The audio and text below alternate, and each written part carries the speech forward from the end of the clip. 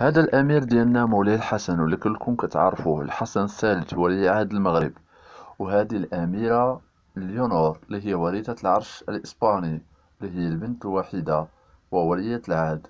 كيف ما كتعرفوا أن مولاي الحسن غادي كيكبر واللي هو ولي عهد المغرب، فهناك أخبار كتقول بأن هناك علاقة وتواصل ما بين الأمير مولاي الحسن وليونور ولية العهد الإسباني. هناك حب ما بينهم.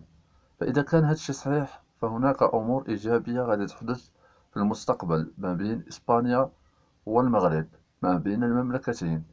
لكن هل ستفتح الحدود ما بين المملكتين؟ هل هناك إمكانية أن تكون دولة واحدة؟ بطبيعة الحال هذا شيء مستحيل، لأن هناك بعض الأمور اللي كتضبط الحدود ما بين المغرب وإسبانيا. فإسبانيا مرتبطة بالاتحاد الأوروبي، والمغرب مفتوح على إفريقيا، فهناك قارتين إفريقيا وأوروبا.